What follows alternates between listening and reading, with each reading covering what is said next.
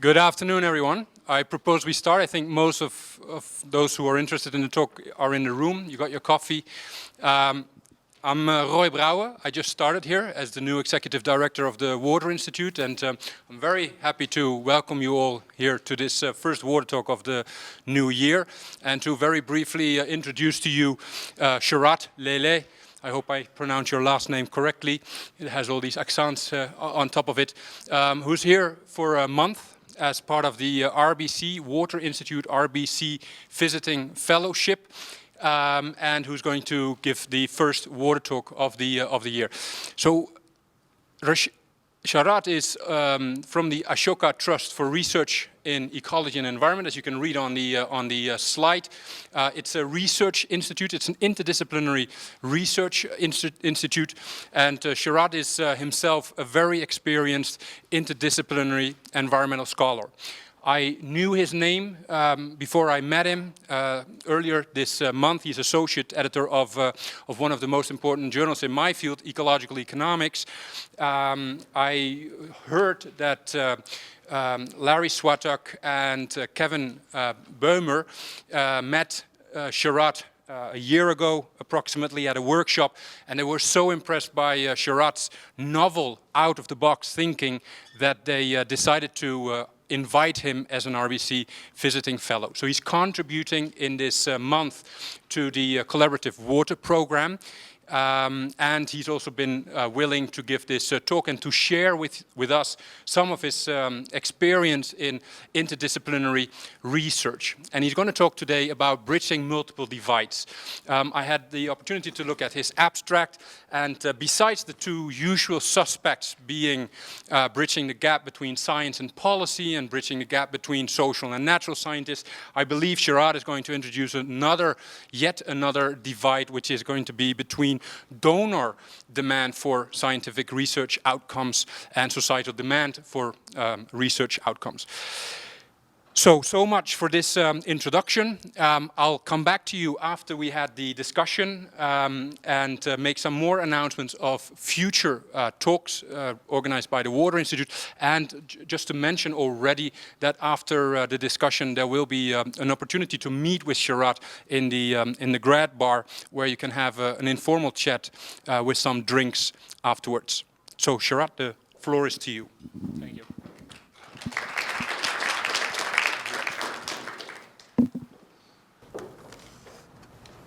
Thank you, Roy, and thank you to all of you for being here. It's a pleasure and a privilege to be at the Water Institute as a visiting fellow under the RBC Water Fellow Program, and also a privilege to be asked to give this talk. I gave the title of the talk in the abstract to Kevin a couple of months ago, before I was really very familiar with the work of the Water Institute. Later on, when I was preparing for the talk, I was looking at the website a little bit more carefully, and I was wondering, am I carrying coals to Newcastle? Because here you have the University of Waterloo with the Faculty of Environment itself, which contains about 80 faculty members from all kinds of disciplines. You've got the Water Institute, which on its website lists 150 scholars, again from 6 or 7 completely different disciplines or fields, from ecotoxicology and water treatment technology to governance and economics. So I was wondering whether I'm really wasting my time and your time in trying to give this talk. After spending maybe a couple of weeks here, talking to people, sitting in a couple of classes, talking to faculty, looking at the work a little bit more closely, I'm seeing that really the challenges and the questions and the struggle is quite common.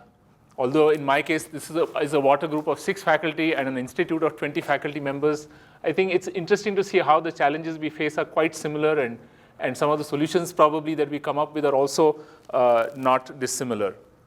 So what I'm going to do is not offer you any kind of a roadmap towards building interdisciplinary understanding of water issues, but share my experience in a slightly more organized fashion. So hopefully there are some maybe ideas that one can experiment with as one goes along in this, what I see as a very joint and collaborative effort that all of us are involved in terms of building better understanding of water issues in order to bring about change. So in brief, the talk is going to cover the why. Why are we actually interested in interdisciplinarity in environmental research? what we mean by interdisciplinarity then when we try to do it, and then how can we understand the barriers to interdisciplinarity in a way that we might then perhaps be able to overcome some of them as we go along. This is sort of the why, what, and how outline. So let me begin with the question, why interdisciplinarity? Again, it seems a little bit obvious to this audience why one would ask that question. But nevertheless, I think it's very important for us to remember that it's not a goal in itself. This is something that I ran into frequently about people saying, are you insisting that all research be interdisciplinary? Are you asking that interdisciplinary research is somehow superior to disciplinary research? I guess that's not a good way of thinking about it, because we're not doing interdisciplinary research because it's good in and of itself, but because we want to generate knowledge for change. And tied to that, it's because we want to generate knowledge for change in the environmental context that it demands a certain kind of interdisciplinarity from us. So I'm making these links between generating knowledge for change, and here I mean solving real-world problems and not academic puzzles as sort of the idea of knowledge for change, and saying that it's the nature of environmental problems in particular which demands a certain kind of interdisciplinarity if you want to generate good knowledge for change. What is then this nature of environmental problems that requires this kind of interdisciplinarity? Again, it seems sort of obvious that we all know what environmental problems are like, and that they require the natural and the social sciences to work together. So, why repeat the obvious? But maybe it is a little bit worthwhile relooking at that question. So if you put environmental change or environmental processes or environmental phenomena in the middle, and there could be a variety of phenomena in the water context, it could be fluctuating flows in the rivers, and I've purposely tried to keep loaded terms out of that list. So groundwater drops, soil moves, which we normally say soil erosion, climate changes, we would have said global warming, species change, it could mean actually species loss. And I've tried to keep the pejorative terms out of it, because at the end of the day, they are only pejorative or negative if we value those impacts. So the environmental change itself is just a neutral change, and as scientists, our job is to describe those changes. But society, it is society which provides a certain value framework for us to say whether soil erosion is good or bad. And soil erosion is actually an excellent example, because what is often seen as a bad thing, because it reduces agricultural productivity in the catchment, is a good thing for those who are receiving the silt in the floodplain, which is actually then enriching their agricultural land in the floodplain. It's a bad thing, however, if the silt is trapped in a dam and reducing the reservoir storage capacity of that dam. So it depends very, very much on the context. Soil movement could be good or bad depending upon how society looks at the problem. And on the other hand, of course, the source of change, in most cases, in a few cases it could be geogenic, but in most cases in the Anthropocene today, environmental change is driven by human actions. And so then we see that the social is entering at both ends of the environmental problem.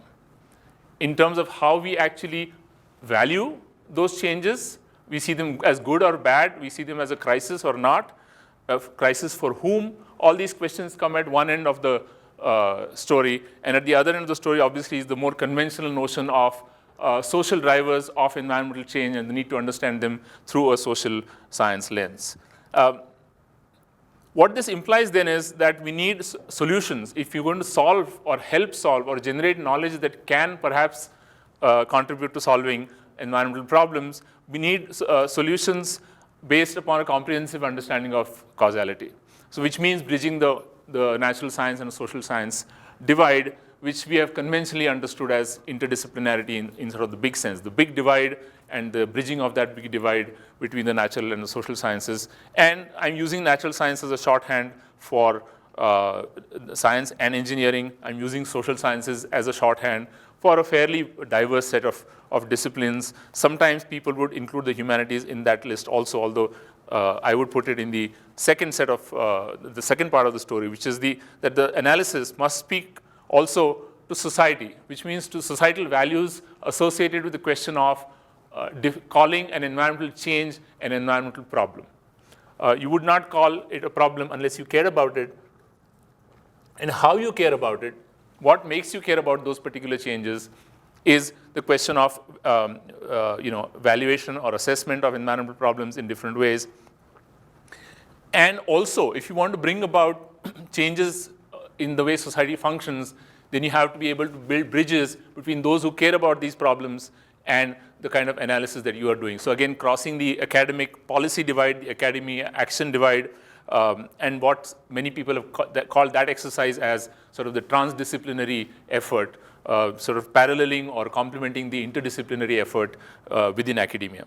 So I would argue as a first point that, without spending too much time on these terms, and of course different people have defined these terms somewhat differently, if we sort of roughly say that interdisciplinarity is about crossing divides within academia and transdisciplinarity is about bridging the academia and the action divide, then we really need both of them, because both of them are related to the core driver of this, which is knowledge for change. We would not be really worrying about bridging even disciplinary gaps if we didn't really care about generating knowledge for change.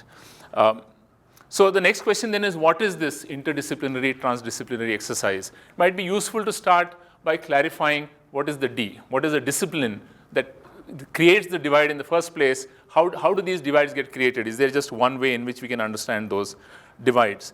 So one very extreme position might be to actually say that there are just these departments more than disciplines that have evolved historically in a fairly arbitrary manner, and they play no real useful role in terms of telling us how knowledge is organized. And therefore, we don't really have to worry about it or be wasting our time trying to figure out what's the nature of that divide. That's been a position taken by some scholars, and there is some truth to that, especially if you look at departmental labels. You will see that these labels evolve in fairly idiosyncratic ways, and it's not necessarily that departments with different names are doing different things. It's not necessarily the departments with the same name are doing the same thing. So there is a certain validity to this claim, at least at the level of departments, may not be so much at the level of disciplines. A second way of looking at disciplines would be to say knowledge systems operating at different levels with different goals. And this diagram is credited to Manfred Max Neef, the Chilean economist and philosopher, where he talks about the way knowledge is structured, the way our effort to generate knowledge or the disciplines themselves are structured. And he says at the bottom in his pyramid, you have the descriptive disciplines, the disciplines that describe but really trying to explain what's happening out there in the world, and whether that's chemistry and geology or whether that's sociology or economics. And then he puts a second level, which is the doing level.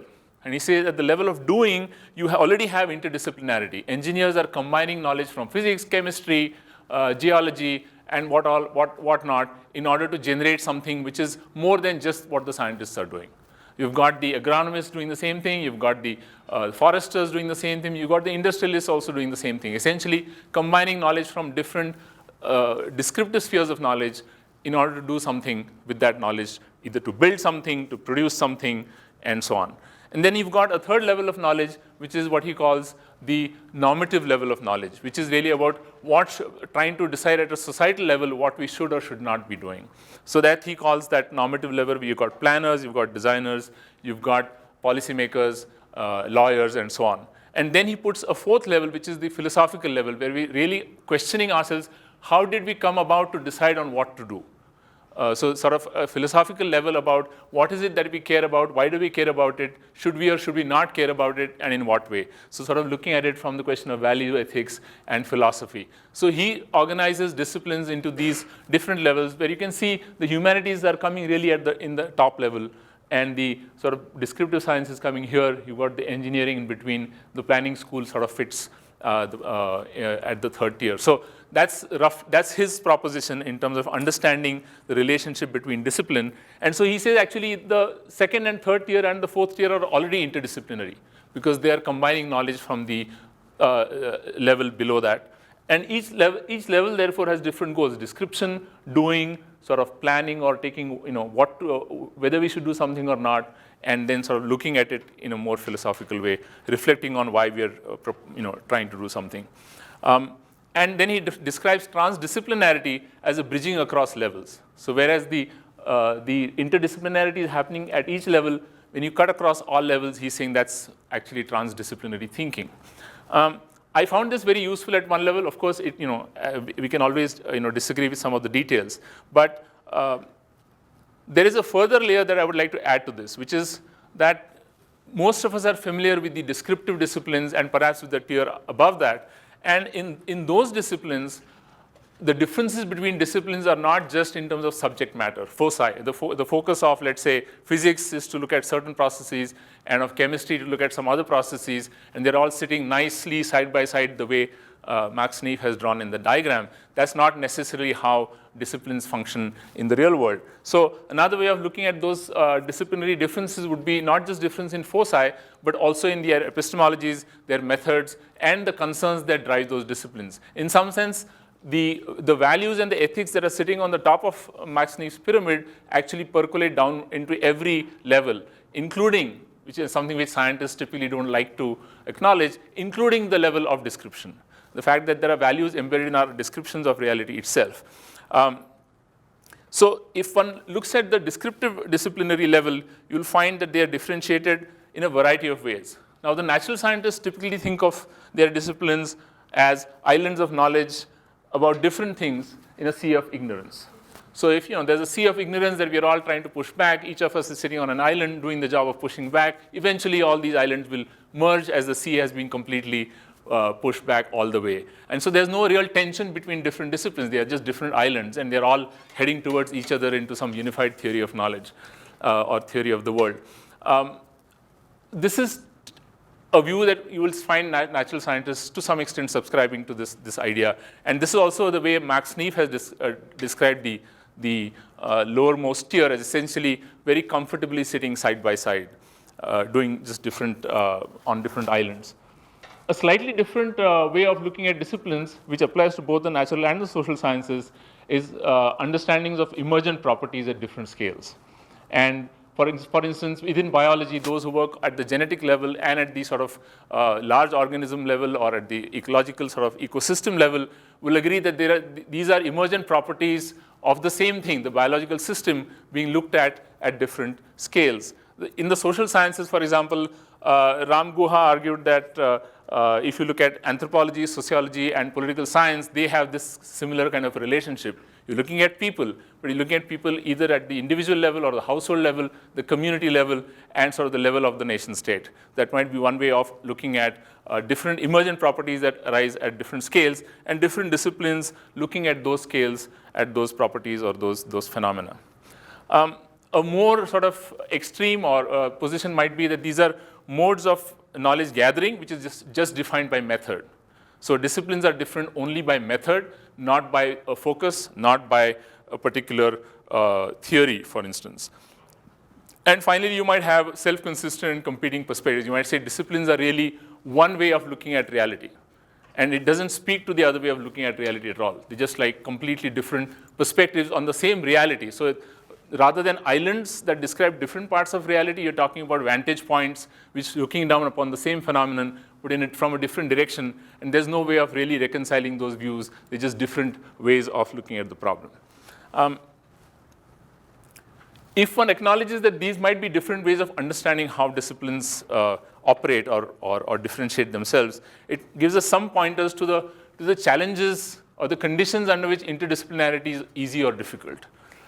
So for instance, in the first case, you might say, it's just bridging of islands, and might work in the natural sciences, something like eco-hydrology. You've got the ecologists talking to the hydrologists, and they're not really at loggerheads in any sense of the term, either methodologically or otherwise. They're just sort of adding on to each other's descriptions to look at a particular problem at hand. Again, a somewhat unquestioning linkage, but across the big divide of the natural and social would be an example of hydroeconomic modeling, where you've got the hydrologists, you've got the economists. The economists take the data from the hydrologists and then add on the economic system component, which then describes what kind of monetary flows that might emerge from that particular hydrological system functioning. So that's sort of an unquestioning acceptance of each discipline just somehow quickly linked to each other.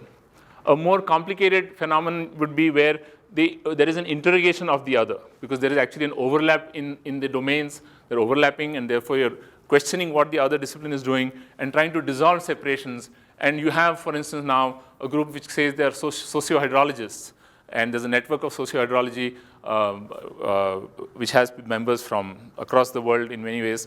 And they would argue that they're actually trying to dissolve these differences, looking at feedbacks, looking at how the hydrological influences the social, and not just how society influences the hydrology. So that's a more interesting and challenging way of doing that integration.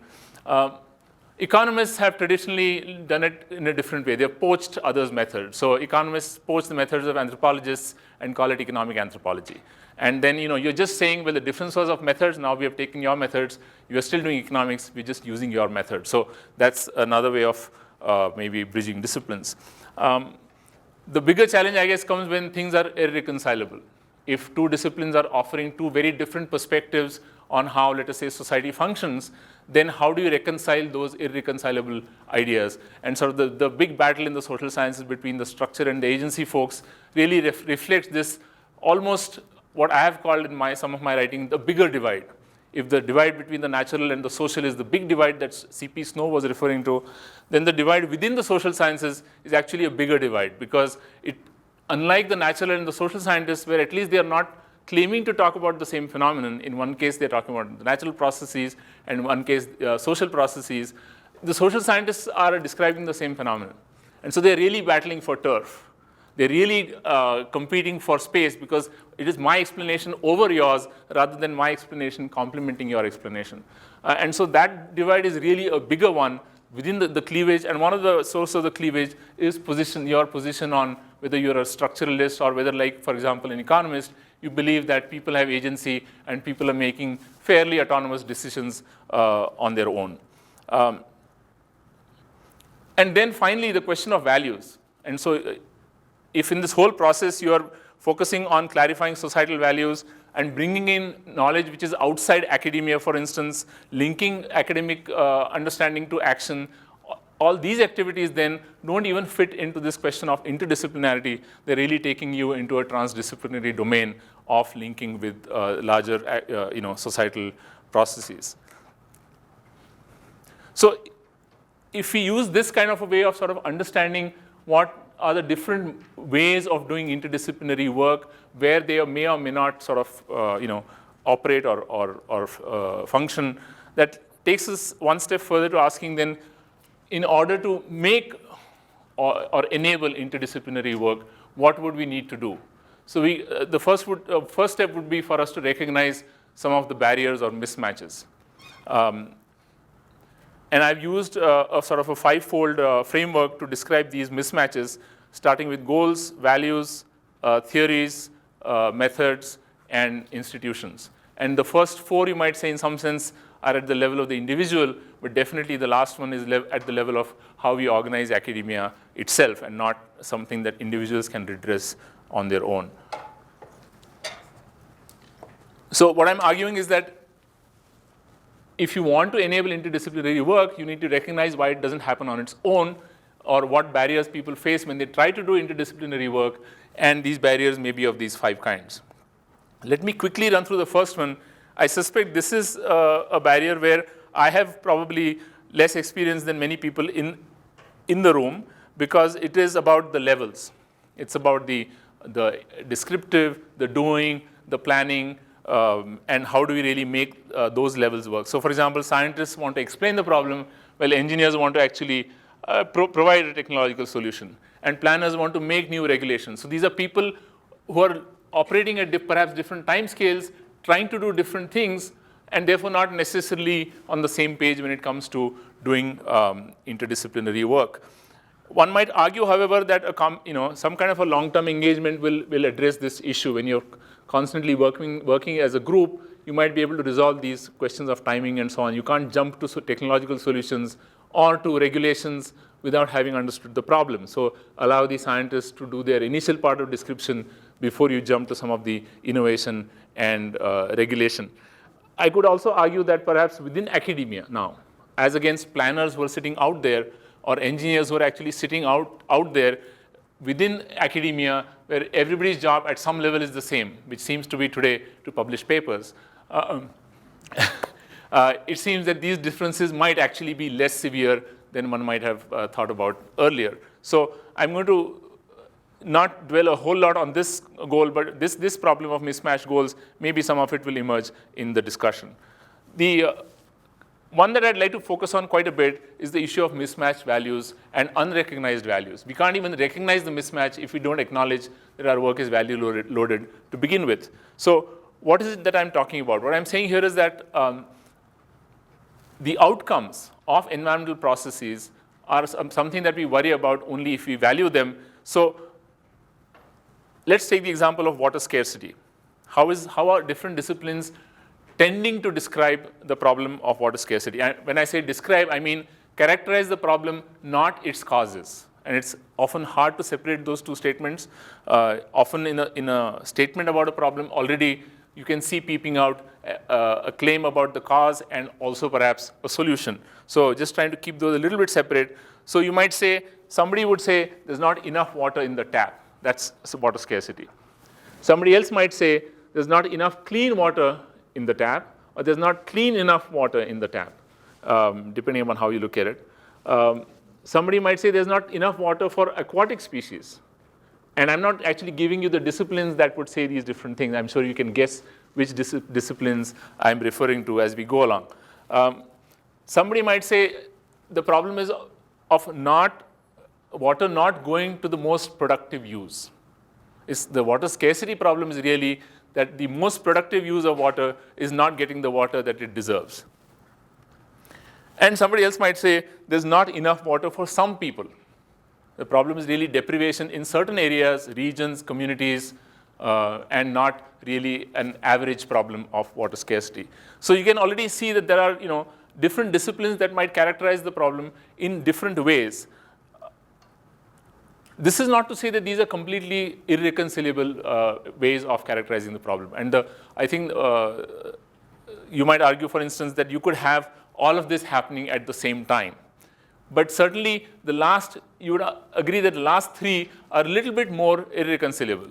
If you don't have enough water for, say, aquatic species, that's not the same thing as not having enough water for some people, and that's not the same thing as having not enough water for what is obviously going to be industry as the most productive use if you look at it in terms of dollars per liter of water supplied. So clearly, there are issues where the way of the method or the lens through which scarcity is characterized then actually reflects a particular disciplinary bias. Let me take one more example, that of sustainability. So if somebody says what we have right now in the water sector is an unsustainable outcome, how would they really look at this question of or define sustainability? So I'll take you to the standard sort of schematic that people often use to define sustainable groundwater use. So you have an aquifer, it has a certain rate of recharge on the left top corner, and you've got wells that are pumping out of the aquifer. And then the common criterion for saying whether we have sustainable use or not is to say that as long as pumping is less than or equal to recharge, you have sustainable groundwater use. And if pumping exceeds recharge, then you have unsustainable groundwater use because the levels are going to drop. In an alternative framing, if you just took a step back and looked at what was happening to the water that was being recharged to the aquifer in the absence of pumping, you will see that in the absence of pumping, that water is in any case going downstream. It is going downstream and either meeting the ocean or it is going downstream and joining the river at some point and generating base flow. So in fact, the recharge is just one part of the story. The water that you see in the well is just a transient phenomenon, and all the water that is coming in as recharge is eventually going as a discharge either to the river or to the ocean. In that sense, then, the question of sustainability becomes more complicated. And as the report of the Council for Canadian Academies referred to, the groundwater budget myth, where a number of hydrologists have now pointed out that really, when you're talking about sustainable water use, it's not clear what you're talking about because it's a flow. And the flow of the magnitude of that flow is not influenced by the stock of the groundwater resource in the aquifer by and large, except in cases where you really draw down the aquifer in a way that captures more recharge. But if you capture more water as recharge, then you've affected surface runoff. If you capture more discharge, you've affected base flow. In either case, you are actually capturing from one or another part of the hydrological cycle, of a flow that would otherwise have gone in a particular way. And so you're really talking about upstream, downstream linkages, abstraction of groundwater upstream and using it in a consumptive manner has implications for its availability downstream at some point in the cycle. So at the very least, you would have to reframe the groundwater sustainability criterion as pumping has to be less than recharge minus the required minimum downstream flow. This would be the minimum change that you would have to make. But you could still argue, well, there's nothing like a minimum downstream flow because all flow is useful for somebody. If that flow was going to the ocean, that also had some use in terms of, say, the estuaries or the marine life in the ocean itself. So this itself is an artificially imposed sort of minimum downstream flow requirement. Oops. The point that I'm trying to make really is that our characterization of what is sustainable groundwater use is heavily dependent upon our value framework. About how we draw the boundaries and say who gets how much of this flow. Only after you've defined who gets how much, then you can talk about sustainable or unsustainable groundwater use in that limited context. In fact, you could argue that there is almost nothing like sustainable use. It's only a question of fair use. If you're tapping into a flow which is happening in any case, it's really a question of the flow to me or flow to you. It's not really about the future because the only part of the groundwater that you can affect is the non-replenishable part. And if it's non-replenishable, then it's not sustainable to begin with. It's like petroleum. Nobody talks about sustainable use of petroleum because we know by definition on the time scales that we are talking about, petroleum is not renewable. So similarly, fossil water is not renewable. The non-replenishable part of groundwater is not renewable. So we're really not talking about sustainability there anyway. So it seems like fair allocation is a much more important question than sustainable use of groundwater. Or at least we will have to look at both of them with equal amount of attention. And in fact, their sustainability might be relevant more to the question of structures of water use rather than to water itself. Because if you look at rivers again, the question of river flowing is determined by rainfall. And of course, what happens on the land as the water is run off. This will happen one way or the other, fast or slow, floods or trickles, no matter what you do. The question is, how do you allocate that flow? So again, we're not talking about sustainable river use, we're talking really about fair use of river waters. And the sustainability then comes maybe for the structures. Is the dam silting up too fast? Is the irrigation canal actually creating salinity in a way that the land for which the water was meant is becoming infertile? So it really affects not the water itself. The flow of water will continue, but the structures that we use for managing that flow of water might become more or less usable. There's just a way of just a point to be made here is that these are different ways, different value-loaded ways of characterizing the use of groundwater. And we need to understand that neither of them is superior to the other. It's just a way of looking at the problem depending upon your value position. A third example is pollution. So if you look at the environmental economics literature, you will be told that pollution is a problem because there is an efficiency loss. And pollution is a problem only and to the extent that the marginal social cost of pollution is higher than the marginal cost of abatement of that pollution. Once those marginal costs meet, you've got the optimal amount of pollution. And that is why you had Larry Summers then making his infamous remarks saying you just need to move the pollution to developing countries because the marginal costs of pollution are much lower there because people are poor, so their daily wages don't matter that much. If they get sick, that's fine. The air is underpolluted because it's not yet filled up with industries. So for a variety of economic reasons, you need to move pollution to poorer countries. And that is a very clear economic efficiency argument. And a lot of the pollution control literature looks at pollution as a question of efficiency. And alternative literature looks at pollution as a problem of human rights violation. It says that I have a right to a clean environment, and pollution then is a violation of that right. And so it puts a yes-no kind of thing, polluted, unpolluted, sort of as very two clear black and white situations, and so it's a violation or not a violation kind of situation. And that's another way of looking at the problem. The question is, can we reconcile these two, or are they completely irreconcilable? What the human rights folks don't like about the economic efficiency argument is that it makes it completely negotiable. If you're willing to if I'm willing to sell my right to a clean environment to you, and you have the capacity to buy that right, then it's fine to trade the right, even if it means that me and my children and grandchildren are going to be permanently affected by the pollution that I bought somehow from you, or I got compensated for from you. So that's one part of the story. The economists say that, look, there has to be room to negotiate, because at the end of the day, any human activity will create some amount of pollution. So, and some amount of pollution is going to affect somebody, somewhere, somehow, to some extent. You don't have these nice threshold dose response kind of functions where up to a certain dose, there is no health impact, and after that dose, suddenly you have a huge health impact. That's kind of in the utopia of pollution regulators, that you have these nice threshold functions. In reality, you don't often have nice thresholds. So you can't say that up to this threshold you have no impacts. There are always impacts. And if there are always impacts, the line you draw is fairly arbitrary as to what point you want to stop that impact. And people may be willing to negotiate that line depending upon whether their livelihoods depend on it, whether they get some alternative livelihood by working in the same factory that is producing the pollution, and so on and so forth. So it's not a completely non-negotiable human rights kind of, fundamental rights kind of situation. So these are two ways of looking at the pollution problem. A third way might be actually to look at the pollution as a loss of intrinsic value. If pollution is affecting aquatic species, what is the argument you would make to say that this is not a good idea? And you would have to invoke some variation of intrinsic value, aesthetic value, and so on, to make that argument that aquatic species should not be subjected to that kind of pollution.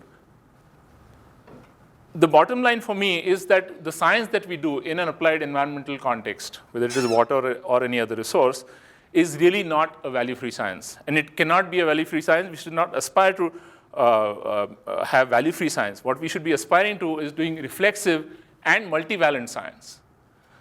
So the reflexive part of it is that we should be remembering that the values we hold are held as citizens, not as scientists. That when, for example, an ecologist argues for biodiversity conservation, they need to ask themselves, are they arguing for conservation as a biologist or ecologist, or are they arguing because as a citizen they care about those species, they happen to be studying them at the same time. And you can see this very nice co-evolution between what you study and what you care about. You would not be in the business of studying, doing fish ecology if you didn't, somehow like to hang around with fish.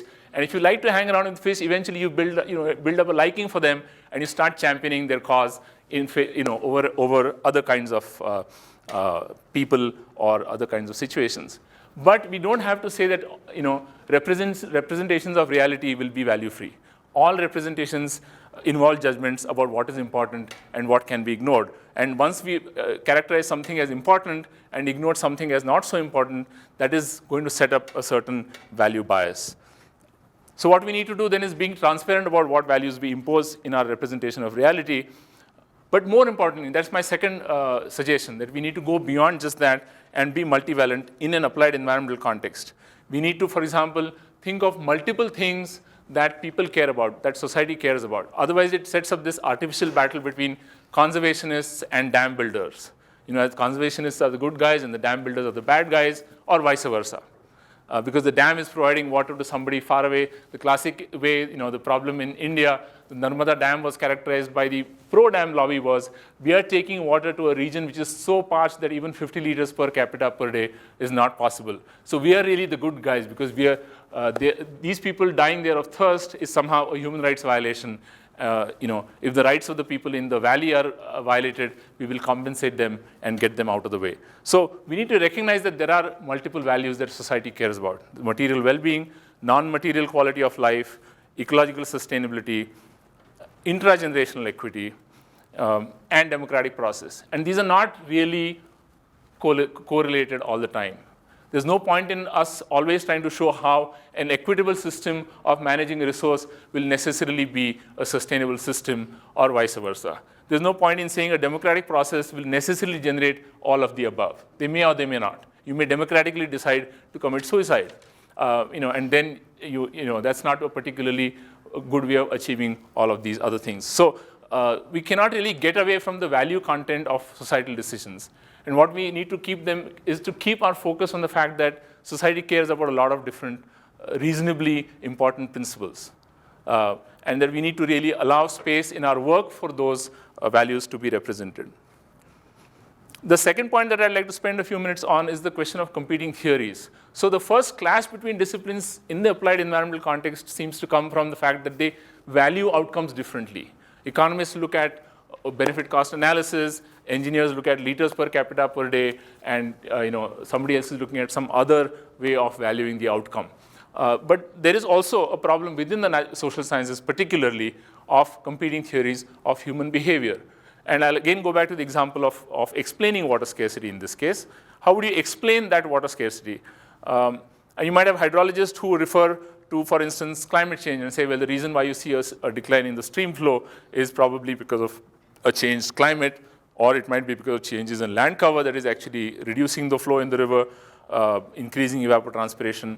The engineers might say, well, really, there's not enough dams, or not enough pipelines, or not enough overhead tanks. We need to build more of these in order to solve the problem of scarcity. So you're explaining and solving in the same breath in some sense. Often both engineers or natural scientists might say there are too many people. This is one social explanation of the water scarcity problem that tends not to come from social scientists, tends to come from the engineers or the ecologists, and is looked down upon in many of the social sciences. The economists would say the problem is really wrong pricing. Just get the prices right, and then you will have, everything will fall in place, scarcity will disappear, because that's the way they have defined scarcity. If scarcity means water not going to the most productive use, then by increasing the price, only the guys with the most productive use will be able to afford the last bit of water. So you will actually have allocation to the right activity. Of course, it's not going to help the poorest people who have been deprived of water, because then they cannot afford that higher priced water in any case. And so the political ecology is going to say the exactly opposite. They are saying that scarcity is a result of powerlessness of certain groups. So and the powerlessness might be because of discrimination on the basis of race, on the basis of caste, on the basis of gender, or a variety of other reasons that some people have more power and others have less, and therefore a lesser capacity to attract investments for setting up water supply systems. I was intrigued to find out, thanks to one of the students from the Water 601 course, that there is a large number of indigenous communities in Canada whose daily water supply is either contaminated or at a level of liters per capita much lower than the Canadian average of 300 or 400 liters that we see across Canada. So it's clear that these issues occur across the globe, that is the lack of power of certain groups. So you're explaining water scarcity in different ways. And I'm going to focus on this set of social explanations, because you could argue that, well, changes in climate is an intermediate explanation. Changes in land cover is just an intermediate explanation. What is driving those changes in land cover remains to be explained from a social science perspective. So I'm going to focus on these examples to really go back to this question of competing theories and point out that one of the problems we face when we try to do interdisciplinary work is that there is not this nice homogeneous social science and homogeneous natural science, and then you do a bridging. Because social sciences in particular are deeply fragmented or fractured within themselves. And one simple way for an uninitiated person to describe that fracture is the economics versus non-economic social sciences, sort of as a simple way of characterizing that fracture line. And the reasons for this fracturing, one is to do with the structure versus agency argument. The economists assume that individuals ultimately make autonomous decisions. They're freely choosing rational actors. And that's their starting point, and then they may add a little bit here and there in terms of putting in constraints of missing information and so on and so forth. And also on the question of rationality. So the economists will assume that we are rational in a very particular way of optimizing behavior that is in the economic equations, and the rest of the social sciences typically tend not to make those kinds of assumptions about rationality. And then you have this funny situation where some of the research from other social sciences or psychology coming into economics, and we have a subdiscipline called behavioral economics. So you start wondering whether the rest of economics is not based on behavior, it's based on some other phenomenon out there. Why is only behavioral economics a subdiscipline and not really the core of economics to begin with?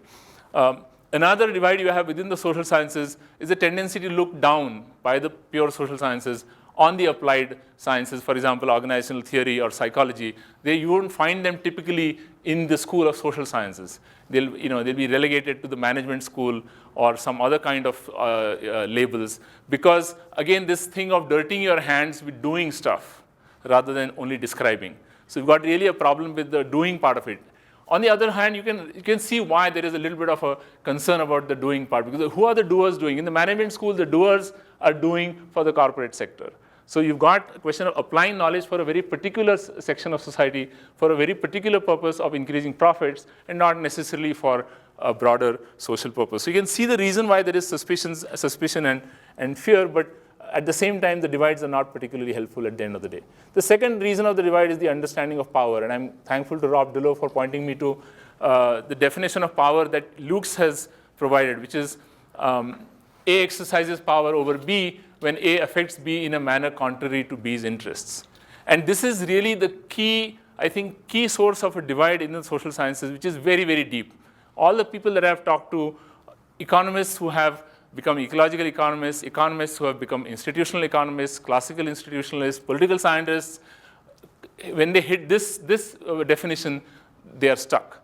And the reason they are stuck is because you can think of an alternative definition. This seems to me at least a little too rigid. You can think of an alternative definition that A exercises power over B when A affects B in a manner contrary to B's perception of his or her interests. And the difference is that this second definition opens up the possibility for a positive use of power. And I'll give an example. If you have an irrigation canal being managed by a community, the community appoints a waterman to distribute the water in a particular sequence. Somebody is jumping the sequence, the waterman has the power to say no. Now, for the person who wants to jump the sequence, it's in their interest to jump the sequence.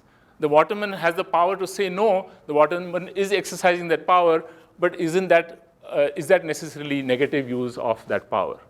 So I think the question of whether power is only used in a negative way or power has the potential, sort of some kind of emancipatory potential or a positive potential, is I think one deep fracture that we need to confront if we want to make some headway in building a more comprehensive understanding. You have an EPA inspector stopping pollution.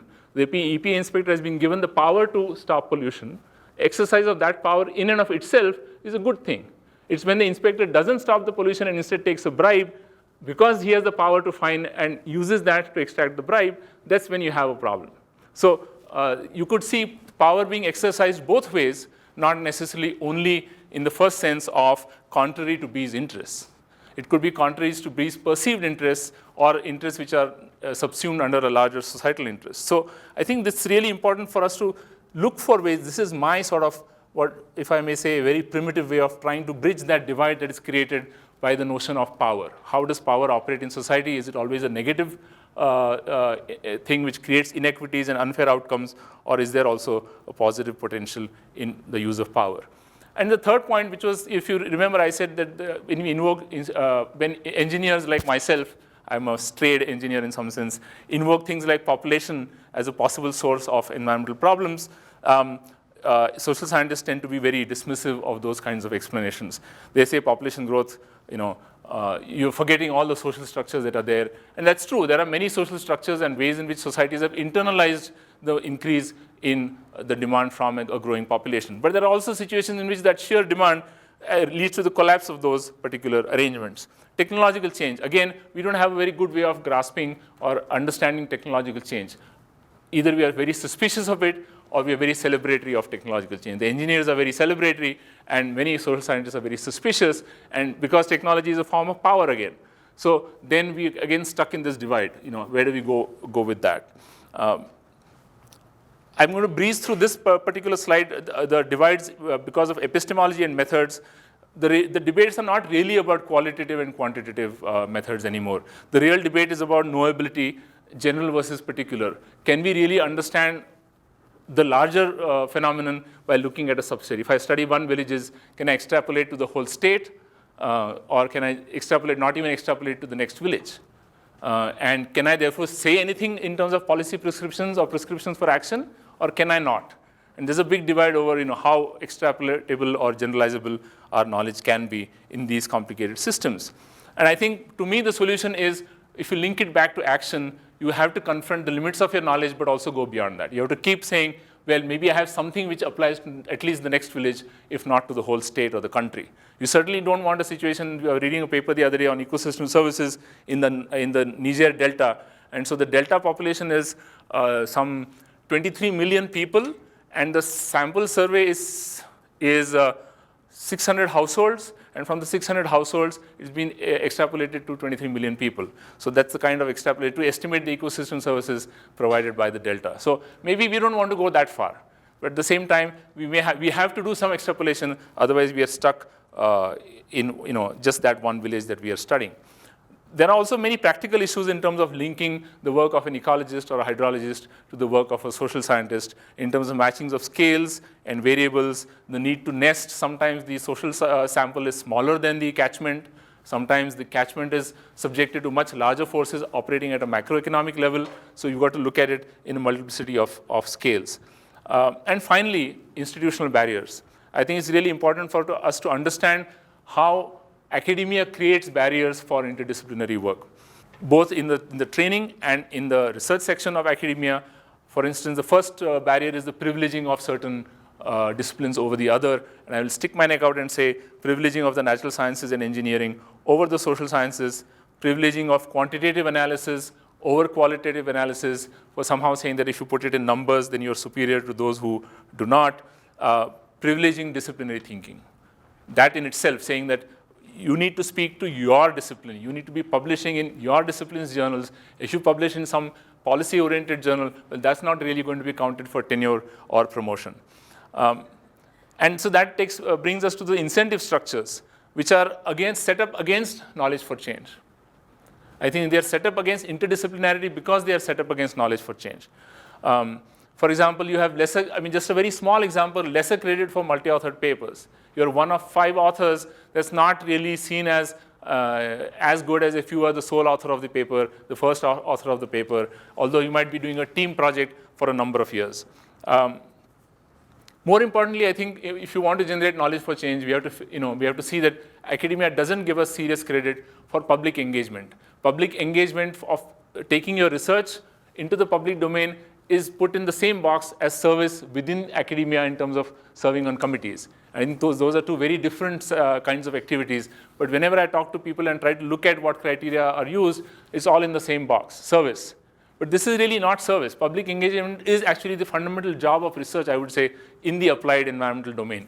If our research is not going out there, it's not of any value. If it's sitting in journals, it's not going to bring about any change worth mentioning. So I'll conclude by saying what we need really is a new social hydrology. And some features of this new social hydrology might be it's problem-driven and problem-solving. Not always problem-solving. It could take us years to generate problem-solving work, but certainly driven by existing problems. It's reflexive and multivalent. So it's aware, very much self-aware and self-critical about the kind of value positions that we use by framing problems in certain ways, and trying to go beyond individual value framings into multiple value framings. Looking at the problem or characterizing the problem from those multiple value points, physical well-being, non-material well-being, equity, sustainability, democratic process. These are all important concerns for society. And we can't just focus on, for instance, when we say sustainability science, if really our sustainability science is focusing only on sustainability, then we have a problem. Because we're letting go of a lot of environmental problems that have equity dimensions, that have implications for other species which cannot be defined only in sustainability terms. What it then forces us to do by trying to talk in only one dimension is to make all kinds of acrobatics and gymnastics to make it look like an equity problem is a sustainability problem. A conservation problem is a sustainability problem. Something else is a developmental problem is a sustainability problem. And we don't have to do that. We can, I think, and we should be multi-dimensional in our characterization of the problem. And we need to have a space for multiple explanations and methods. And one way to address that or to enable that is to be agnostic. Agnostic in the sense of not having a preconceived idea of what is the explanation to that problem. I think one of the biggest challenges we face as academics is we are socialized into, by being in a discipline, socialized into a particular way of explaining a problem. And how do we step out of that way, not hold on to it or argue for it, but be willing to let go if you say in this particular context, the price is not the reason why you see this kind of an outcome. Or maybe in this other context, you do see a problem with prices. Even if there are equity implications to raising prices, today the price is not even meeting one-tenth of the cost of production of water or supplying that water. So you have to figure out a way which is more financially sustainable and at the same time allowing for equity to be built into the pricing policy. And it have to be publicly supported and publicly accountable. And I think here I'd like to make a distinction between state support and public support. In the United Kingdom, at least, there has been a big debate about how interdisciplinary research has been forced down the throats of academia, for instance, by the NERC and the ACRC collaborating and generating a whole bunch of joint research programs where they require academics to collaborate across the big divide. So they have sort of taken on the mission of promoting interdisciplinarity, which you would think is a good thing. Some academics have pointed out there are limitations and there are problems by forcing it down people's throats. A particular kind of interdisciplinarity gets then promoted. So I'm arguing that we need to be publicly accountable and publicly supported, not state accountable and state supported. We need to look for multiple sources of support so that we are not accountable only to state agencies. We can spread our sort of eggs in different baskets and really be looking at the public as our main audience and therefore our main source of support and accountability. And I think on that note, I'd like to stop and thank you very much for your attention.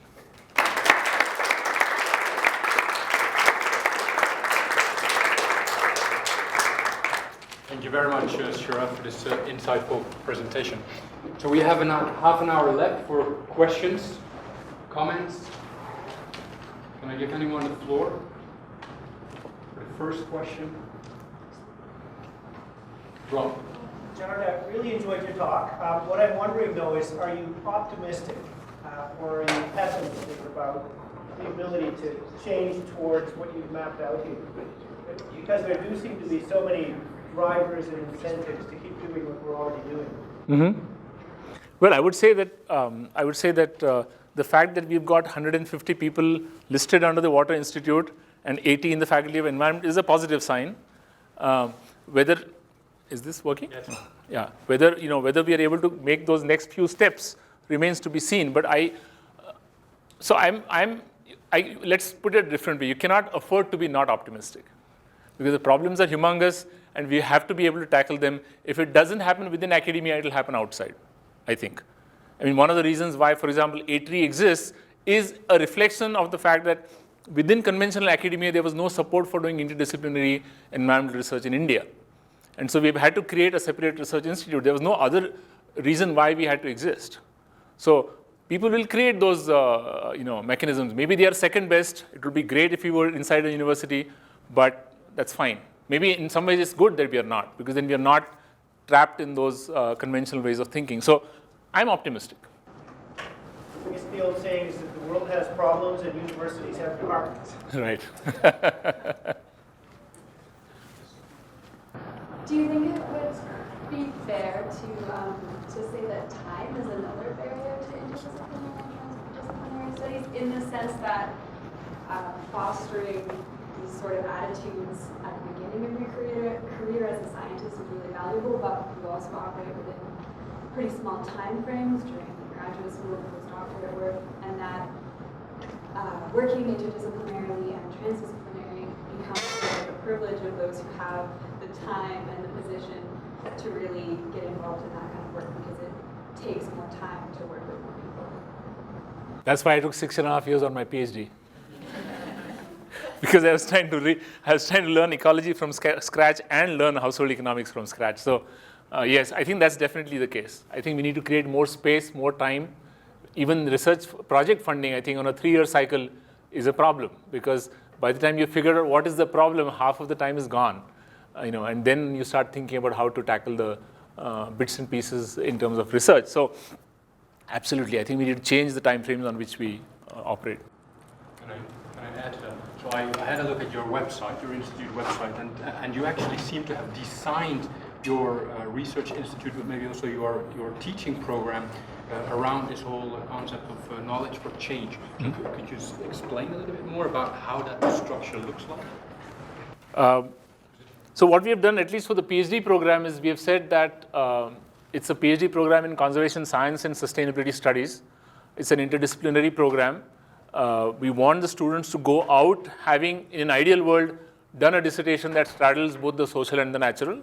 At the very least, speaks to the other disciplines. If you're doing a social science heavy dissertation, it at least speaks very meaningfully to the natural sciences and vice versa. I mean, that's a tough one to decide when we are actually doing it or not. But in the coursework, for instance, we require all students coming in to take 4 fundamental courses: economics, sociology, environmental science, and ecology.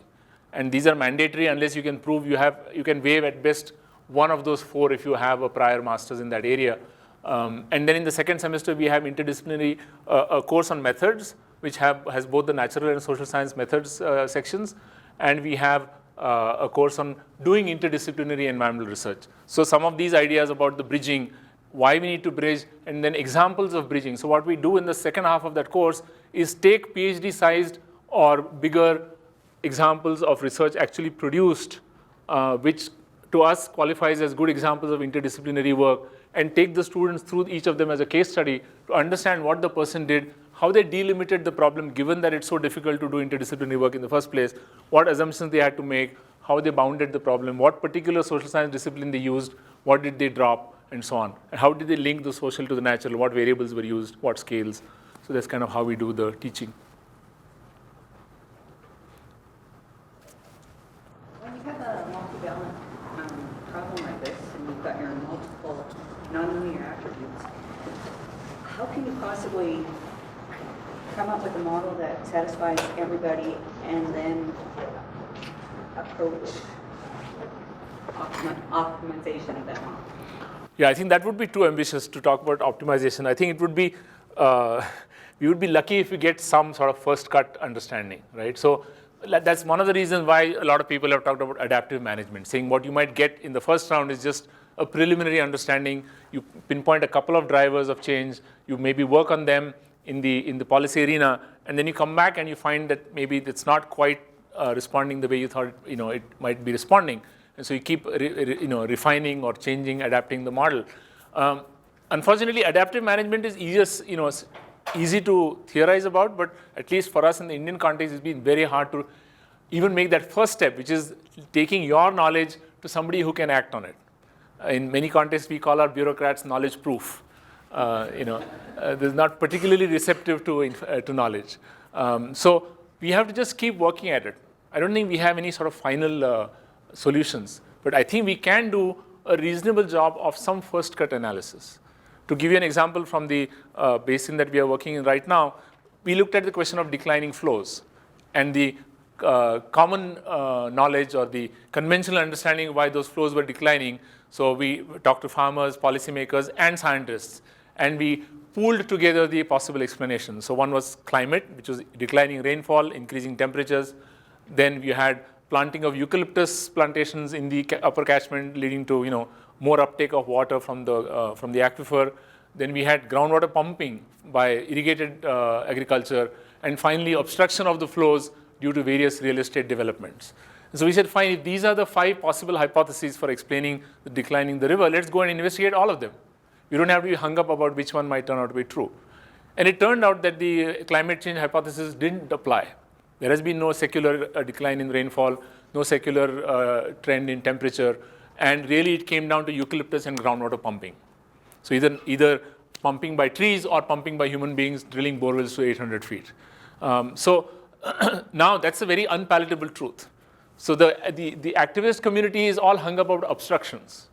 Real estate folks have encroached on the river course. You need to remove the obstructions. The high courts are enthralled with that idea.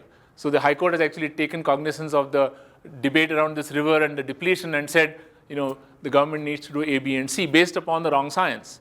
So it's been a challenge for us to even be heard in this set of explanations. But I think we just have to keep working at it. I think it's possible to do the sort of first cut which says these 3 are definitely not the reason. Could be one of these 2. Maybe we don't know the relative proportions yet. We need to work on it, but we can make a first approximation. I don't know if that answers your question.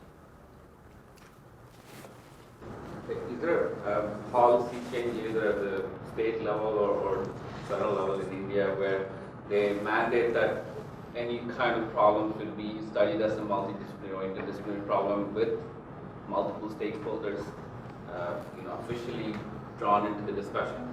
It seems like many of the things you're saying is it's kind of reaction. Suddenly somebody's saying they're affected and they're asked, but not planned. Yeah, I think that's still very much not the case. Our regulatory bodies, if you want to call them, or federal bodies in the water context are basically run by engineers or hydrologists.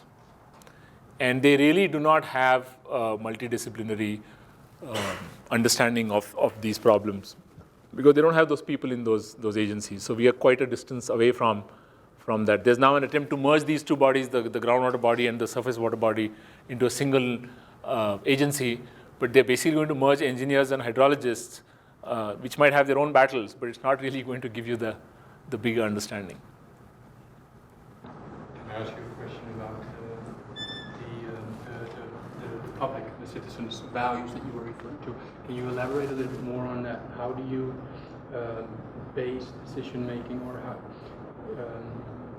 how do you involve maybe also the public when you're dealing with areas where perhaps there is still a fundamental lack of knowledge and understanding of environmental phenomena?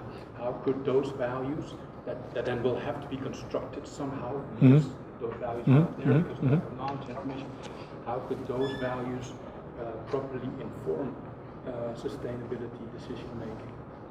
So when I'm saying public values, I don't necessarily mean public understanding. They are two slightly different things, right? So farmers in this region know that groundwater is dropping. They can see that on a daily basis as their borewells fail and they drill a new borewell. They do not necessarily know why it's dropping. So when we have had about now 120 different farmer meetings in different villages on this question, and we just call it a sort of a we not going out there to preach because we don't fully understand the problem ourselves, but we just try to generate a discussion. And invariably, the first thing they will say is declining rainfall. And then when you show them the graph of rain, the next thing they'll say is from the wrong rain gauge. You guys must have looked at it from some other town, or So they'll look for explanations which are still rain-based. And then when you give them different rain gauges and they're all looking flat and not going down, then they start discussing it amongst themselves, and somebody will invariably pop up who will say, come on guys, it's our own pumping. That's what's depleting the aquifer. So it takes about an hour to get around to that point, right? So what I'm saying is there is values in the sense that they care about agricultural productivity and, and so on, but they don't necessarily know the reason for groundwater decline. So we don't have to always say that, local knowledge is perfect. But we've got to be able to build those bridges, because today in this region we might invest X amount of funds and Y amount of people to look at that problem, but it's not going to happen everywhere. So building people's capacity to monitor their own resources to me as important as monitoring it ourselves, because in the long run we're going to have to depend upon that as well. So, but coming back to the question of values, what people care about, I think that is sort of the easier part. How people would like to reconcile different values is the more difficult one. So should the water be available to agriculture, or should it be given to industry? Should it go to the city of Bangalore or be available for rural utilization? Should we keep some minimum ecosystem flows for aquatic species or not? So there it has been much harder, and one of the reasons is, again, we do not have enough of a informed discourse on that. We're so used to colonial and post-colonial bureaucratic management of the environment that we really don't have a space where these issues are even debated. So the op-eds that are showing up in the newspapers on this question are very few and far between, and poorly informed by science. So we need to make as much of the transdisciplinary effort of maybe filling that space or bringing some, shall we say, informed debate to that space as much as the academic side of the story. Clear. So but the discussion would take place around what's like a biological or an ecologically established threshold, for example. Because you also seem to be promoting a little bit of like a social construct of the concept of sustainability. I saw that you had ecological threshold in there, but it's not only ecological threshold. Yeah, I mean, I think there's no question about that. We were talking, Kevin and I were talking about even the issue of groundwater as we came in to this room. There is nothing, I mean, if we cannot insist as either hydrologists or scientists or engineers that groundwater has to be sustained. It very much depends on people's perception of what they might do 50 years from now if groundwater is gone, and what they're willing to sacrifice and what they see as gaining from that, let's say depletion of natural capital. So I think we still need to be somewhat hands-off, saying it's going to be a democratic decision-making process. We can inform that process as much as we can. We have our biases. We might believe that groundwater depletion is a bad idea, but the guy who's putting his child through school because he made that money by cultivating an exotic crop because of that water is going to think otherwise. So I don't think we have, so we can sort of hang on to one particular position, but the question is, do they see what's going to really happen 50 years from now, or maybe the decline will happen 5 years from now? I mean, they're thinking it's 50 years away. So it's sort of, again, informing that decision rather than insisting that there is some kind of externally and objectively defined threshold. So the problem that you just mentioned regarding distribution of water between rural and, say, industrial use or city use, I mean, that's not uncommon. Like if you take the case of California, they still have a huge problem of cities saying that farmers are wasting water, and farmers claiming, well, we have been growing food for you, right? I mean, they both have partial truth because farmers are actually exporting a lot of food items that is not really consumed by people in California. So at the end of it, so like you say, it's really a sense of value that is going to decide what should you do here, and it's going to have other repercussions like joblessness in farming communities and so on. So unless there is even a sense of, yes, we all have to discuss this together and take a decision, which is the only way that we can go about it, the technology or whatever, science cannot solve this problem. And it was a place like in India where if that kind of structure is even hard to bring in, then it's going to be a problem. So in fact, I would say more fight should be made towards trying to create a structure that can help solve problems in an interdisciplinary way. I agree. Yeah, I agree. I think you said the same thing to me as we were chatting before the lecture, that starting from a hydrological background, coming around to the view that the governance question is the bigger question in some sense. Bob? Robert nodding, yes. Do you think that dealing with these things are more easily done through non-academic approaches, like institutions that aren't part of universities at this stage? Or do you think that, I mean, how much of the threshold do you think having discrete departments is, and the communication between the two? So, if you look at the larger picture, I mean, one could argue that, well, all hands to the deck in some sense, right? I mean, the amount of funding that's coming in for research on environmental issues is minuscule compared to the kind of effort that really needs to be put in if you want to make any kind of a transition. So in that sense, we may be quibbling about whether it should happen within a university or outside. So I think it really then boils down very much to the individual context. I mean, there are some universities more supportive than others. There are some individuals who are more willing to work with those compromises that a university system might generate because of other benefits such as security of support and space and so on. You're working in a non-governmental organization like me, you've got to raise all your money. So you have a different kind of a challenge there in terms of secure funding and so on and so forth. So it's a mix. More questions? I just have a question from the engineering point of view. Suppose you want to establish a factory in a region, or the example you gave, bridging two islands together.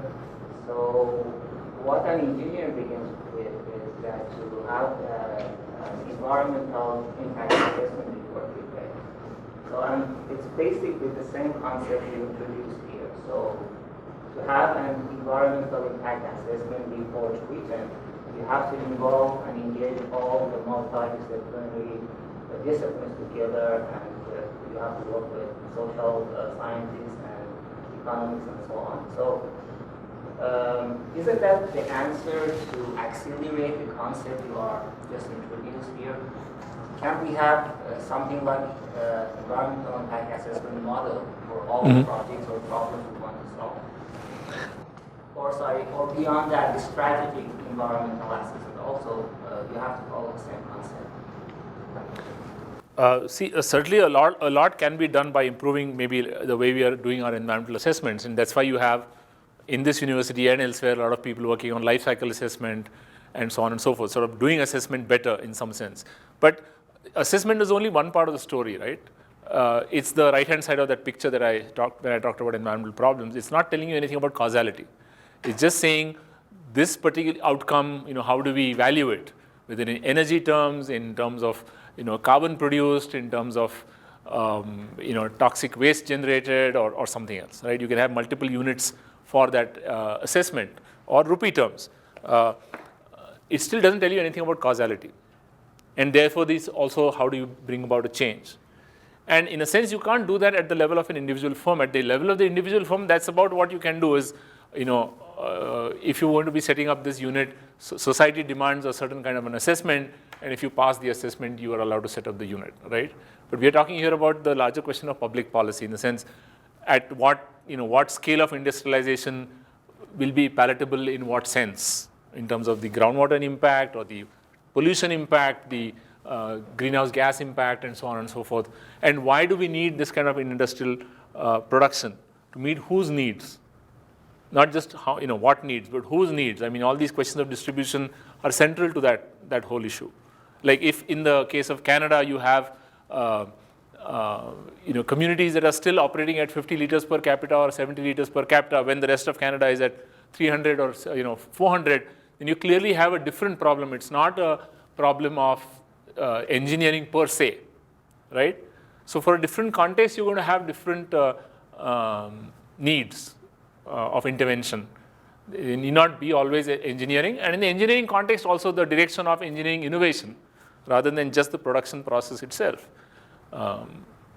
would be a very important. I mean, I'll give you an example. I mean, today we haven't found cheap ways of monitoring groundwater at 800 feet when it's being pumped. If the well is dead, people have removed the pump, then it's easy to put in a sensor and track the water. It's just kind of fluctuating a little bit. It's when people are pumping like crazy from these wells, and you need to monitor the same wells, but you've got all this these cables and these submersible pumps going down to 600 feet. I mean, there are no easy ways of monitoring or reliable methods for monitoring just that simple thing. How much water is being pumped and what is it doing to groundwater levels in the aquifer, right? So I'm just giving you a very simple example where we have struggled for the last 2 years, 3 years, try to generate our own technologies, buy from the US, bring people down to engage with that question. No headway. No more questions. Let's give Sharachchandra one more hand of applause. Thank you.